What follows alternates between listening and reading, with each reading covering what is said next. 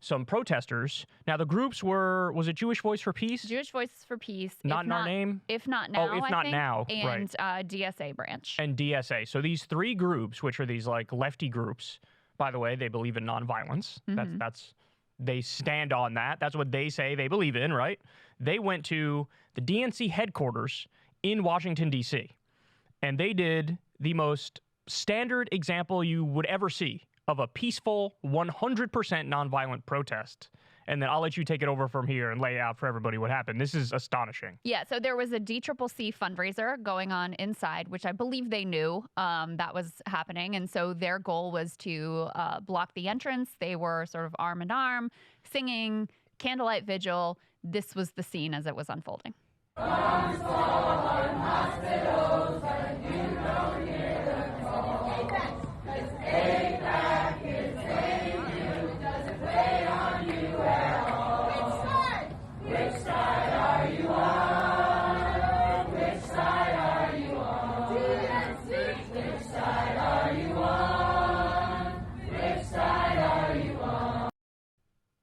So singing there, which side are you on? Arm in arm. That's from the Civil Rights Movement handbook. Like, that is literally like directly from like Martin Luther King and all of his acolytes. Like, it's exactly what that is. Yeah, and calling for a ceasefire, which has been the consistent call. And by the way, this isn't like the first protest these groups have been involved in. They've been doing nonviolent, peaceful protests and actions all across the country. Then the cops showed up, and specifically Capitol Police showed up. Let's take a look at how that went down.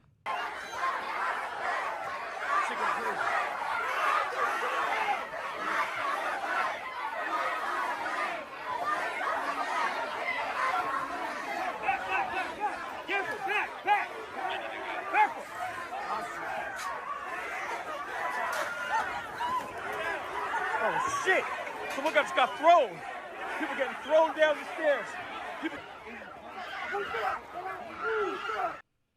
So you can see an incredibly aggressive response. And by the way, this is all recorded on videotape. Dave Weigel, a reporter with Semaphore, was there documenting what was going on. The cops proceeded to, drag people down the stairs. One of the groups, I think it was If Not Now, said that somewhere around 90 of the protesters were actually injured in some capacity. They broke out the pepper spray, the cops did, and were spraying protesters. Again, this is all recorded on video, exactly what went down. Now, let me just say, they evacuated the DNC building. Yes. So, like, whatever thing was going on there, whatever fundraiser, whatever goofy nonsense, whatever corrupt gathering it was, it was dispersed. It was over and done with. Like, it was a wrap, right? So, in a sense, the protesters won in that it's like, hey, we're here to sort of shut this down peacefully.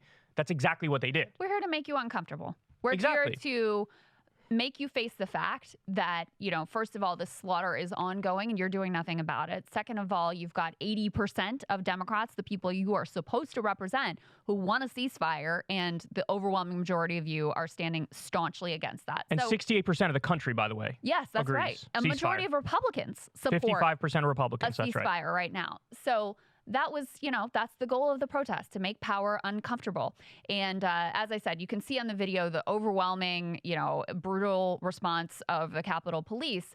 And yet, given that set of facts, this is how Democratic Congressman Brad Sherman, by the way, top recipient of AIPAC funds, reacted, and his just blatant lies that he told about what unfolded. Put this up on the screen. He says, was just evacuated from the DNC after pro-terrorist, anti-Israel protesters grew violent. None of that happened. Pepper spraying police officers, again, didn't happen. And attempting to break into the building also didn't happen. Thankful to the police officers who stopped them and for helping me and my colleagues get out safely, goes on to say. Apparently, these pro-Hamas demonstrators want Republicans to prevail in the next congressional election. I was losing my goddamn mind reading through some of the right-wing reactions. Yeah. To it. Now, this guy's a Democratic congressman. Yeah. So in a sense, he's just as guilty. I love, like, the finger wagging that you have to vote for us, even though I just described you as pro-terrorist. Right. Right? Right. It's like, that is like the double whammy Next level, of isn't it? corporate Democrat nonsense all in one tweet. So, but I was scrolling through my feed, and what did I see? There were, like, Josh Hawley was out there. He was calling these protesters pro-genocide protesters. I saw other very prominent right-wing accounts. I forget the guy's name. Something Price. He's this big, Greg Price, that dude? I think it's that dude, right? He's out there. I believe he said they're pro-terrorist or pro-Hamas. I saw descriptions of them as Hamas sympathizers. I saw descriptions of them as being violent. I saw some right-wing account sympathizing with the police, saying these poor police were attacked by these violent rioters. People call them rioters. I saw them referred to as like violent Antifa.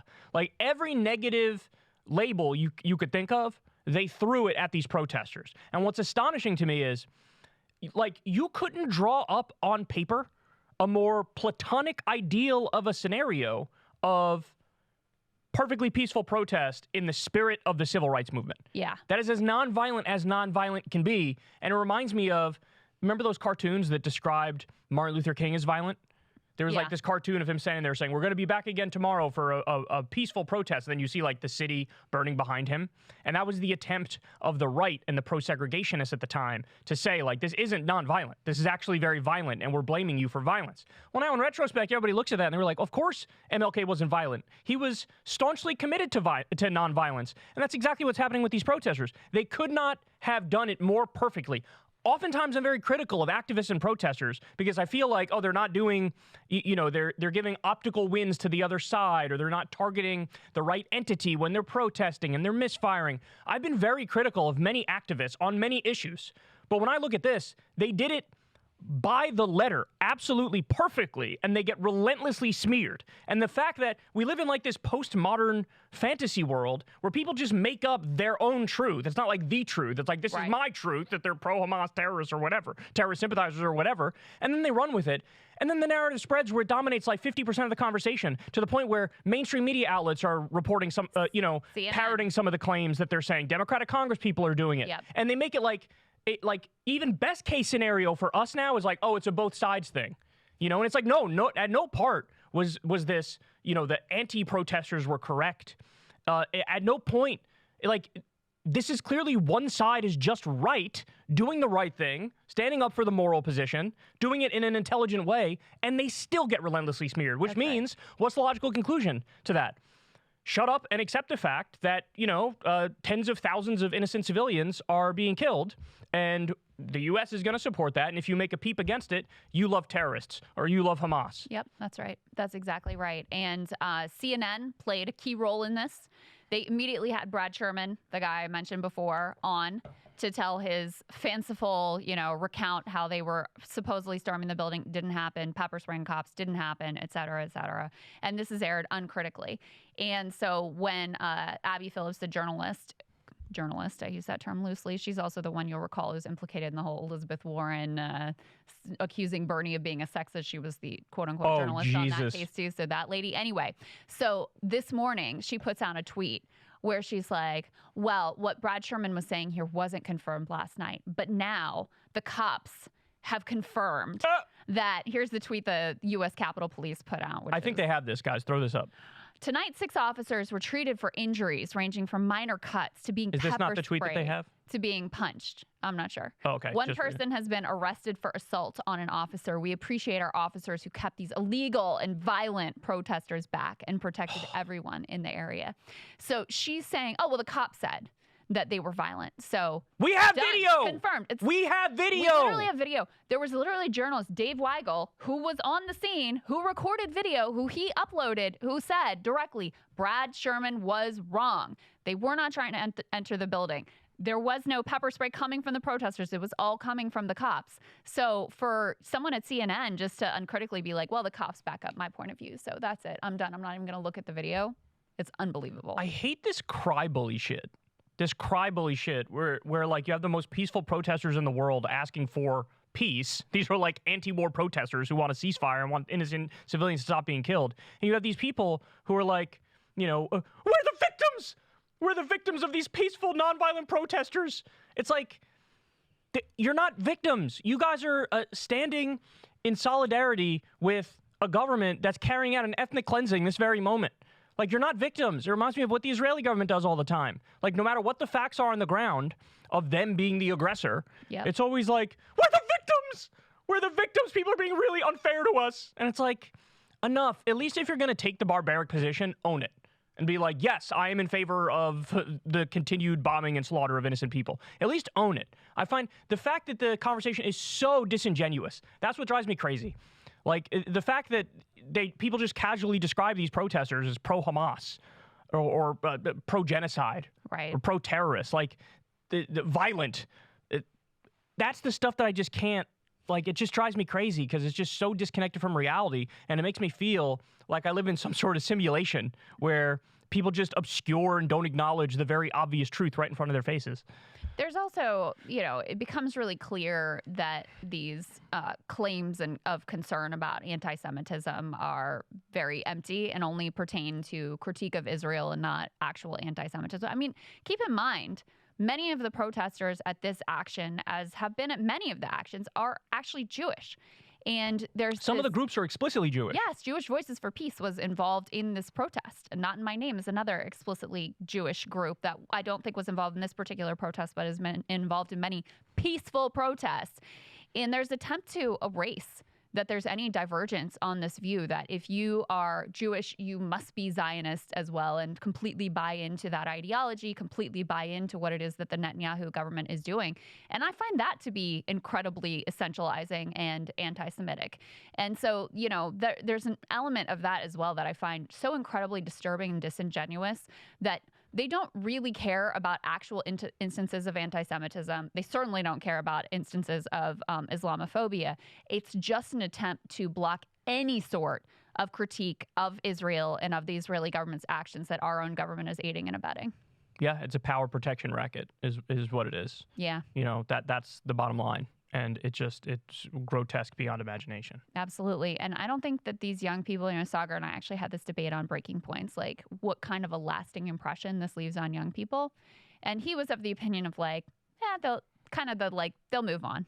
Like, he's like, it's a foreign country. It's not our soldiers that are involved here. They're not the ones dying. And I just don't see it that way at all. I think this is this generation's like Iraq war moment where you had no idea that our government directly aiding ethnic cleansing and potential genocide was on the table. And now that that's on the table. Like, you can't unsee it.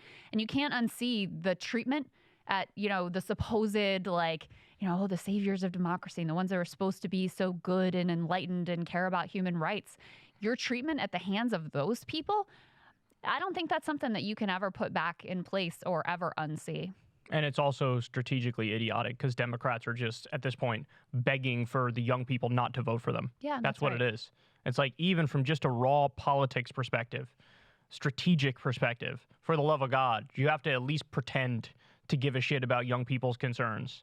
The White House is hemorrhaging support among young people at the moment, hemorrhaging support among Muslim Americans and Arab Americans, hemorrhaging support among Latino voters as well for different reasons, albeit mostly economic issues on that front. But there's just no, it's just head in the sand. It's not just head in the sand. It's out and out contempt and smears.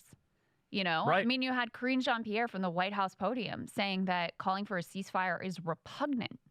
The position held by 80% of your voters. You think that's repugnant?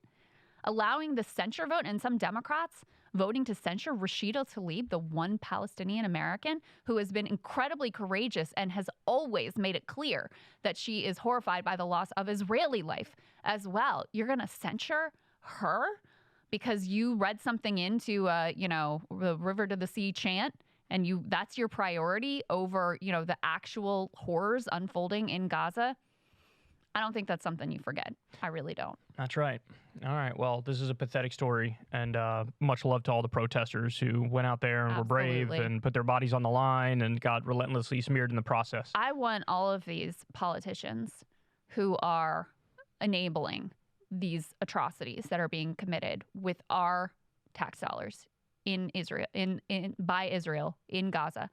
I want them, none of them, to feel comfortable going anywhere. I want them to feel like they have to come face to face with their own hypocrisy. Peacefully, though. Of course, 100% peacefully. But I want them to feel that discomfort. I want them to be nervous that they can't just go to dinner and not have to think about this issue because the stakes are obviously couldn't be higher. Yeah, that's right. It's just like that protester did to Elizabeth Warren. where Elizabeth Warren was eating dinner with her husband, and she walks up and says, "I've lost 68 family members in Gaza," and she's like, "I'm at dinner. You can't see." It just really rips the mask off of like the fake civility and decorum that they do. Coons on the train confronted by Aaron Mate. I saw Trudeau confronted in Canada by some bar restaurant. There. Yeah, I saw that too. Keep it going, man. Keep it going. I mean, it's the most driven I've seen young people yet. You know, being directly involved, protesting, trying to block ships carrying weapons bound for Israel, like all these things, man. Keep it going.